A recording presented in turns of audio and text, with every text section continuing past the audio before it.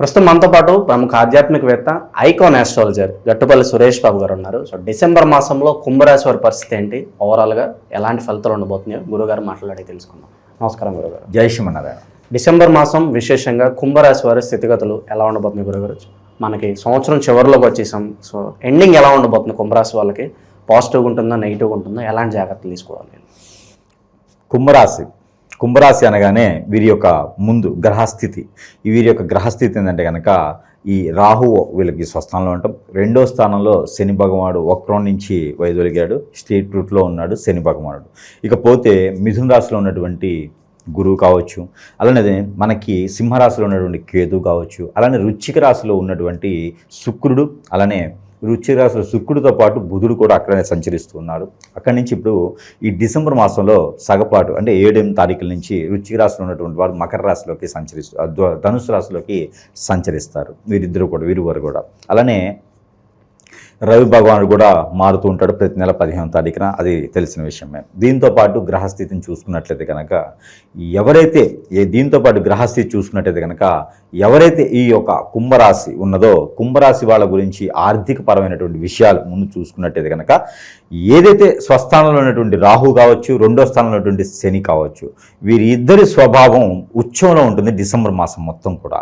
కాబట్టి తొందరపాటు నిర్ణయాలు ఏదైతే ఉందో, ఈ తొందరపాటు నిర్ణయాలు తీసుకోవడం వలన ఖచ్చితంగా నష్టపోయేటువంటి స్వభావం అయితే ఏర్పడుతూ ఉంది. అంటే ఎలా ఉంటుంది అంటే, ఇప్పుడు ఇంతవరకు లాస్ అయినాం కదా, ఇది కూడా ఒకటి చూద్దాం అని మొండిగా మూర్ఖంగా కనుక అడుగు వేస్తే ఆ అడుగుతో పాటు అడుగు కూడా పోవచ్చు. ఖచ్చితంగా ఏంటంటే, పొద్దున్నే టిఫిన్ చేసేటప్పుడు ఒకటి ఆలోచిస్తాం, చాలా పాజిటివ్గా ఆలోచిస్తాం, అది పనికిరాని విషయం. అసలు అక్కడ పెట్టేస్తే ఇన్వెస్ట్మెంట్ అక్కడ ఏం లేదు, శూన్యం ఉన్న దగ్గర ఇన్వెస్ట్ చేయాలని ఆలోచించి మనం ఇన్వెస్ట్ చేయడం, భోజనం చేసేటానికి లాస్ రావడం. కాబట్టి తొందరపాటు నిర్ణయాలు తగవు. ఎందుకంటే ఉచ్చలో ఉన్నటువంటి రాహు ఏం చేస్తాడు అంటే, మీది ఇప్పుడు ఒక కారు ఉంది, కారులో మీరు వెళ్తుంటారు, వెనక లారీ వాడు కూడా ఆంట కొడుతూ ఉంటాడు, ముందు బస్సు కూడా అడ్డం వస్తూ ఉంటాడు. వీళ్ళిద్దరిని మీరు క్రాస్ చేయాలని చెప్పేసి అని ఓవర్టేక్ చేస్తారు. ఓవర్టేక్ చేసినప్పుడు వెనకోడు కొంచెం ఫాస్ట్గా వచ్చినా, పక్కన ఉన్నటువంటి బస్సు కొంచెం రైట్కి వచ్చినా సరే కారుకి ప్రమాదం ఉంటుంది. ఎందుకు? కారు చిన్నది కాబట్టి. అది ఎప్పుడు ఆలోచిస్తారంటే యాక్సిడెంట్ అయిన తర్వాత ఆలోచిస్తారు. కాబట్టి రాహు ఏం చేస్తాడంటే ఇదే రకమైనటువంటి విధంగా ఆలోచింప చేయగలుగుతాడు. అక్కడ ఆంధ్ర కొట్టిన ఇరిటేషన్తో, బస్సు ముందుకెళ్ళట్లేని ఇరిటేషన్తో కారు ముందుకెళ్ళాలని చూస్తాం. పని ఏముండదు, మనం పోయి పీకేది ఏం లేదు, అక్కడ పని ఏముండదు, కానీ మనం అలా ఆలోచిస్తాం. అది రాహు చేసేటువంటి క్రియ. అందుకొని మీరు ఏం చేయాలంటే ప్రతినిత్యం కూడా తినేటువంటి ఆహారంలో ఉప్పు లేకుండా తినండి. ఎప్పుడు? డిసెంబర్ మాసం మొత్తం కూడా ఉప్పు లేకుండా తింటే చాలా మంచిది. హై బీపీ వెళ్ళదు, ఎక్కువ ఆలోచన, పాజిటివ్గా తొందరపాటు నిర్ణయాలు రాకుండా ఉంటాయి. ఇదొకటి. స్ఫటికమాల ధరించుకుంటే కూడా తొందరపాటు నిర్ణయాలు రావు. ఇక అట్లానే 2-4వ స్థానంలో కనుక రాహు గోచార ప్రకారంగా ఉన్నా, 6-2-9లో కేతు ఉన్నా గోచార ప్రకారంగా, 6-2-9వ స్థానంలో బుధుడు ఉన్నా కూడా ఇలాంటివి ఎక్కువ కనిపిస్తాయి. వారందరూ కూడా కొంచెం జాగ్రత్తగా ఉండాలి ఈ యొక్క డిసెంబర్ మాసం. ఎందుకండి డిసెంబర్ మాసం వరకు వచ్చాం, 31st వరకు ఉండి ఎంజాయ్ చేయాలి కదా. 31స్ట్లో 4 బీర్లు వేసి ఎంజాయ్ చేసి జనవరి 1st తారీఖుకి హ్యాపీ న్యూ చెప్పుకొని మళ్ళీ రానున్న సంవత్సరం అన్నీ కూడా మనము చూడాలి. పెళ్ళిళ్ళు కాని వారు ఉంటారు, జీవితంలో ఇంకా చాలా చూడాల్సిన వాళ్ళు ఉన్నారు, ఎదగలేని వాళ్ళు ఉన్నారు, ఇప్పటివరకు జాబ్ కోసం విదేశాలు వెళ్ళాలని ఎన్నో కోరికలతో ఉంటారు, ఎంతోమందికి సహాయం చేయాలని ఉంటారు చాలామంది కుంభరాశిలో. వీరంతా కూడా జీవితం మునుముందుగా ఇంకా దశాబ్ద కాలం కాదు, ఇంకా శతాబ్ద కాలం వరకు కూడా కొనసాగాలి అంటే మనం జాగ్రత్తగా ఉండాలి. అంతేనా? జాగ్రత్త ఉండాలి. కాబట్టి ఎవరి యొక్క అనుచరణలోనో, ఎక్కడెక్కడ గూండాలుగానో, రాక్షసులుగానో, రౌడీలుగానో పరిగణించేయటం కానీ, ఎవరో నెత్తిని చేయబెట్టి సంపాదించాలనేటువంటి గుణగణాలు కానీ, ఎవరో చెప్పిన మాటలు విని ముందుకు వెళ్తే వారి ఆధీనంలో మనం ఉండాలని కానీ, ఇలాంటివి కూడా చేయకుండా ఉండేసి స్వచ్ఛందంగా మనం ఉండాలి. మన పని మనం చేసుకునే విధంగా ఉంటే చాలా బాగుంటుంది డిసెంబర్ మాసంలో. ఎందుకంటే మనం ఎక్కడైనా పని చేయండి, అక్కడ ఉన్నటువంటి ఓనర్లు ఉంటారు, ఎండీలు, సిఇఓలు, చైర్మన్స్ ఇలా ఉంటారు. వారు ఏం చేస్తారంటే మనతో తప్పులు చేపిస్తారు. ఈ కుంభరాశి వాళ్ళకి అవకాశం లేక చేస్తూ ఉంటారు. ఇది చేస్తేనే మనకి జీవనాధారం ఏమో అని అనుకుని ఉంటారు. ఇలాంటి వారు ఈ యొక్క కుంభరాశిలో ఈ మాసంలో బాగా కనిపిస్తారు, డిసెంబర్ మాసంలో. అలాంటి వారందరికీ కూడా ఒక్కరు లేకపోతే ఇంకో దగ్గర ఉంటుంది. కానీ మీరు ఎలా అయితే ఉండాలనుకుంటున్నారో అలా ఉండండి. మనం తగ్గామా తలకాయ దించామంటే దీన్ని ఎత్తిన ఒక బండేస్తారు. కాబట్టి అలా చేయకూడదు. ఎందుకంటే గ్రహరీత్యా అలా చెబుతుంది కాబట్టి. దాంతోపాటు ఆర్థికపరమైన ఇబ్బందులు కూడా కొంతమేర బాగానే ఉన్నాయి, అంత లేకుండా అయితే లేవు. పోయిన అటువంటి మూడు మాసాల కన్నా కూడా బాగానే ఉంది అని చెప్పొచ్చు. అయితే నవంబర్ మాసంలో కన్నా కూడా కొంచెం బాగలేదని చెప్పొచ్చు డిసెంబర్లో. ఈ డిసెంబర్ ఒక్కటి కనుక వాళ్ళు ఒదిగారు, డిసెంబర్లో కనుక కొంచెం ఓర్పుతో ఉన్నారు అంటే, డిసెంబరు అయిపోయిందంటే జనవరి 15వ తారీఖు అంటే అందరూ గుర్తుపెట్టుకోండి, మకర సంక్రాంతి అంటారు. ఆ తర్వాత మాత్రం వీరికి పట్టిందల బంగారమే కుంభరాశి వాళ్ళకి. డిసెంబర్ ఒక్కటి కనుక వారు గట్టెక్కారంటే వారంత అదృష్టవంతులు ద్వాదశ రాశులు ఎవరు ఉండరు. కాబట్టి ఆ వచ్చేటువంటి జనవరి 15 కోసమైనా సరే మనం ఇక్కడ జాగ్రత్తగా ఉండాలి. కాబట్టి అదొకటి చేయాలి. మరొకటి, పెళ్లి సంబంధాలు కుదరటం లాంటివి కుదిరించుకోవచ్చు. అయిన వాళ్ళ సంబంధాలు కుదిర్చుకుంటే చాలా మంచిది. లేదు బయట ఉన్న వాళ్ళ సంబంధాలను కుదిర్చుకోవడానికి అయితే అనుకూలంగా ఉంది. తూర్పు వైపు నుంచి అబ్బాయి సంబంధం, ఉత్తర వైపు నుంచి అమ్మాయి సంబంధం కుదిరించుకోవచ్చు. దీనితో పాటు కొత్తగా ఏదైనా వ్యాపారం చేయాలి అంటే పెళ్లి ఇప్పుడు చేసుకోవడానికి లేదు, నెక్స్ట్ ఇయరే 2026లోనే పెళ్లి, 2025లో ఇంక పెళ్లికైతే వద్దు, కుదిరించుకోవడం మాత్రమే ఉంటుంది. ఇక బాగుపడుతున్నారంటే మధ్యన చూసి తట్టుకోలేకపోతున్నారు వాళ్ళ అభివృద్ధి. వాళ్ళు ఎట్లాగన్నా వాళ్ళు డౌన్ఫాల్ చేయడానికి వివిధ రకాల క్రియలు కూడా చేపిస్తారు. గడ్డి బాబు మేము కుక్క తను తినదు, ఎదుటి వాళ్ళని తినలేదు. ఇది సామెత కాదు, నిజమే. ఒక దగ్గర ఒక ఏరియాలో కుక్కలు ఉంటాయి. ఆ కుక్కలు ఏం చేస్తాయంటే వేరే కొత్త కుక్క వచ్చింది అనుకో అరుస్తాయి. పోనీ ఇయ్యో నాడు పాలన చేస్తాయా అంటే ఇవి ఉండవు, ఇవి వేరే దేశానికి వెళ్తాయి. మళ్ళీ నువ్వు ఆ ఉన్నంత వరకు మాత్రం వేరే కుక్కను రానివ్వు. అట్లానే వీరు బాగుపడకపోయినా పర్వాలేదు, కానీ ఎదుటి బాగుపడుతుంటే వచ్చలేరు జనాలు కూడా. కాబట్టి మనకి ఉన్నటువంటి సహనం, మంచి మర్యాద, మానవత్వం, ఈ వీటితో పాటు వాల్యూస్, సనాతన ధర్మం ఈ పాటించుకుంటూ, బాధ్యత పాటించుకుంటూ, ప్రేమ, అనురాగం, ఆప్యాయతలతో ఉంటూ, క్రమశిక్షణ ప్రకారంగా పెంచుకుంటూ వీరి పని వీరు చేసుకుంటూ ఉంటారు కుంభరాశి వారు. వీరికి పడలేక, వీరిని వ్యసనం తట్టుకోలేక చాలామంది వీరి మీద పడి పీల్చుకు తింటూ ఉంటారు. చాలామంది చాలా అది గద్దలాగా వచ్చేసి తన్నుకుపోతూ ఉంటారు అన్నమాట. కాబట్టి కుంభరాశి వారు జాగ్రత్తగా ఉండాలి.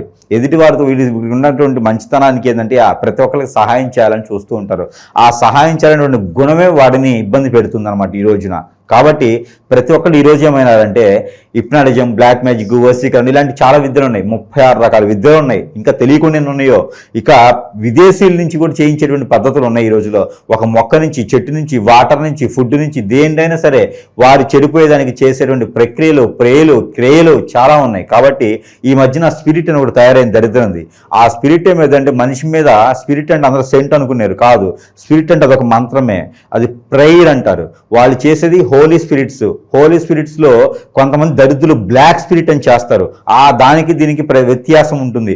ఈ బ్లాక్ స్పిరిట్ చేయించారనుకోండి, ఖచ్చితంగా మనము ఎంతటి వాళ్ళని సరే, డబ్బు ఉందా, డబ్బు లేదా, మనుషులు కాదా, వారికి వయసు ఉందా, వయసు లేదా, పెళ్లి కాలేదా, పిల్లలు ఉన్నారా, పెద్దవాళ్ళ, ఏం లేదు, వారు ఖచ్చితంగా ఎవరైతే చేపిస్తారో వాళ్ళ వైపు వెళ్ళిపోతారు. ఇక వారొక్కరి కోసం కుటుంబం మొత్తం నాశనమై కూర్చుంటుంది. వారి ఆలోచనలోనే ఉంటుంది. పిల్లలు, పెద్దలు, అన్నలు, తమ్ముళ్ళు, భార్య, భర్త, తల్లి, తండ్రి, గురువు, దైవం, ఇల్లు, వాకిలి, జాబు, చదువు అన్నీ దొబ్బుతాయి. ఇక ఆ హిప్నటిజం ఎవరైతే చేస్తారో, ఆ స్పిరిట్ ఎవరైతే చేపించారో వాళ్ళ వైపు వెళ్ళిపోతూ ఉంటారనమాట. ఇక మైండ్ ఉండదు, మనసు ఉండదు, బుద్ధి ఉండదు, జ్ఞానం ఉండదు, ఆకలి ఉండదు, ప్రాణం ఉందా లేదో కూడా గుర్తుండదు.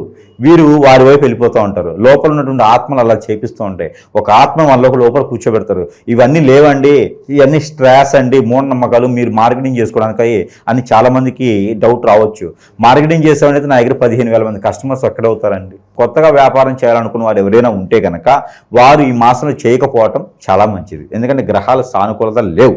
గ్రహాల సానుకూలత వీరికి మారాలంటే జనవరి 15 సంక్రాంతి తర్వాత మాత్రమే వీరికి గ్రహాలు కూడా సానుకూలిస్తాయి. కాబట్టి ఆ విధమైన ప్రయత్నాలు జనవరిలో 15 తారీఖు తర్వాత 2026 సంవత్సరంలోనే వీరు మొదలు పెట్టాలి. ఇకపోతే ఉమ్మడి ఆస్తుల్లో తగాదాలు, అన్నదమ్ముల మధ్యన విభేదాలు కూడా కనపడుతూ ఉన్నాయి. కాబట్టి ఎందుకంటే శని భగవానుడు, గురువు, వీరి దాంట్లో రాహువు అందరూ ఉచ్చంలో ఉన్నారు. మొత్తం గ్రహాలని ఒకే దగ్గర ఉన్నాయి. పంచామృతాలు అని చెప్పేసి మనకి కంచం నిండా పెడతాం వస్తువులు, అన్ని రకాల వస్తువులు పెడితే ఏం తినాలో అర్థం కాదు. అన్నీ ఇష్టమైనవి, ఏది ముందు తినాలి ఏది తర్వాత తినాలి కూడా అర్థం కాదు. అలాగనే మనకి గ్రహాలన్నీ కూడా ఒకే రకంగా కొట్టుకుంటా ఉన్నాయి మన మీద చెడుగా. కాబట్టి ఈ యొక్క స్థితి ఉంది కాబట్టి ఖచ్చితంగా ఎదుటి వాళ్ళ నుంచి మోసపోవటం, ఎదుటి వాళ్ళకి ఇన్వెస్ట్ చేసి ఇబ్బంది పడటం లాంటివి ఉన్నాయి. కాబట్టి ఆ విధంగా ప్రయత్నం చేయకూడదు. ఇక వ్యాపారాలు ఏదైతే ఉందో అది ఉన్నది కొనసాగించుకుంటూ ఉంటే చాలా మంచిది. గ్రహరీత్యా వీళ్ళకి ఏంటంటే రాహు స్వభావం ఎక్కువ కనిపిస్తుంది వీళ్ళలో. కాబట్టి ఏదన్నా కూడా ముందు కూర్చోండి, ధ్యానం చేయండి. ఎవరో వచ్చారు ఈ అవకాశం పోతే మళ్ళీ రాదేమో అనుకుంటే అవకాశం కాదు, మనం కూడా పోతాం. కాబట్టి అలాంటి ప్రయత్నాలు చేయకూడదు. కుంభరాశి వారు జాగ్రత్తలో మరీ జాగ్రత్తగా ఖచ్చితంగా ఉండాలి. ఇక వీరితో పోలిస్తే కనుక మనం ఏదైతే అనుకున్నామో ఆ అన్నదమ్ముల మధ్య తగాదాలు కావచ్చు, గొడవలు కావచ్చు, ఇవన్నీ కూడా ఎక్కువగానే కనిపిస్తున్నాయి. కాబట్టి కుంభరాశులు ఎవరైతే ఉంటారో వారు తగ్గడం మంచిది. రానున్నప్పుడు మంచి కాలం ఉన్నప్పుడు ఇప్పుడు మనం గొడవలు పెట్టుకోకూడదు. ఇచ్చినప్పుడు రావు, రెండో అప్పు ఇవ్వకూడదు.